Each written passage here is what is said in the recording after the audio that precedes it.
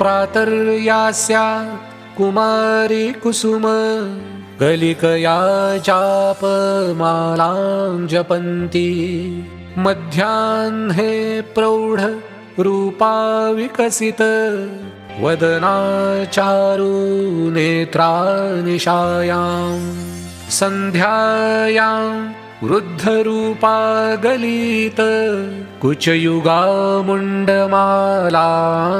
वहन्ति सा देवी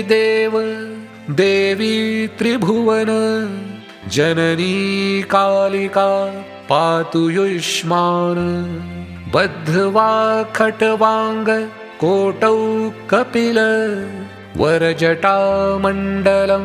पद्मयोनेः कृत्वा दैत्योत्तमाङ्गैः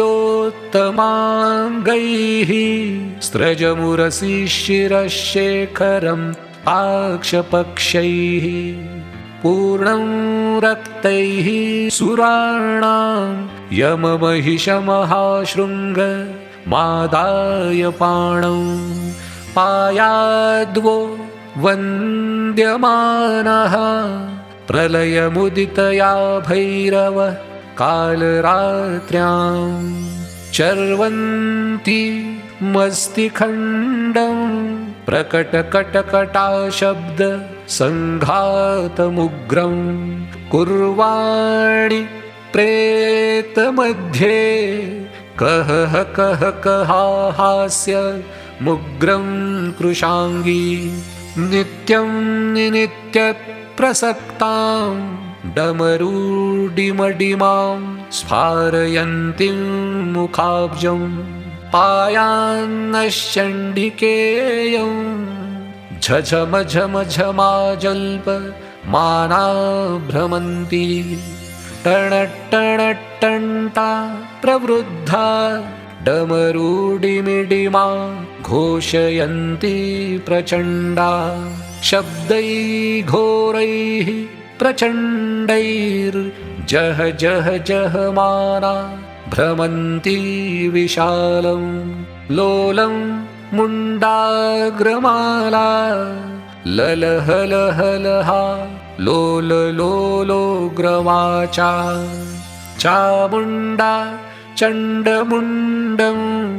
मटमटमटितं चर्व यन्ति पुनातु वामे कर्णे मृगाङ्कं प्रलयपरिगतं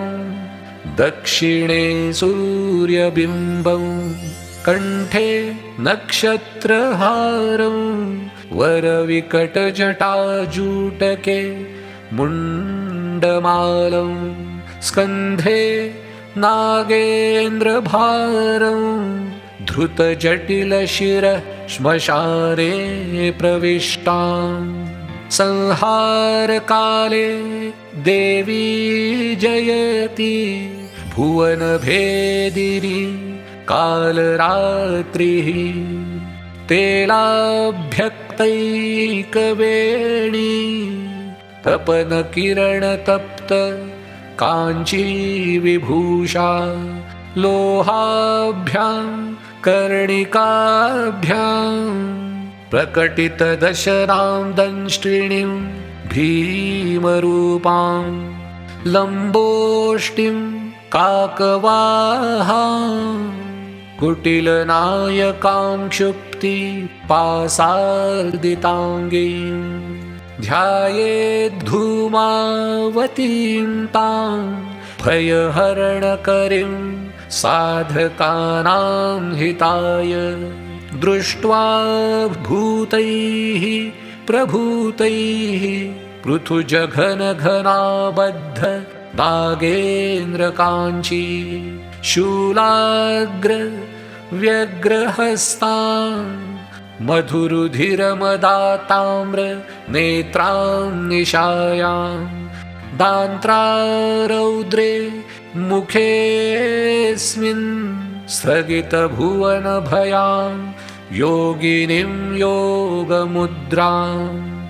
ध्यायेत् धूम्राभदेहिं सकलभयहरिं सर्वसिद्धिप्रदात्रीं काली कापालिनी त्वं शवशयनरता योगिनी योगमुद्रा रक्ता रुद्धिः कुमारी मरणभवहरा त्वं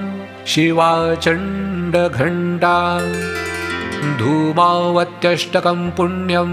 सर्वापदविनिवारकं यः पठेत् साधको भक्त्या सिद्धिं विदन्ति वाञ्छितां महापदि महाघोरे महारोगे महारणे शत्रुच्चाटे मरणादौ सर्वत्र विजयप्रदं देवदानवगन्धर्व यक्षराक्षसपन्नगाः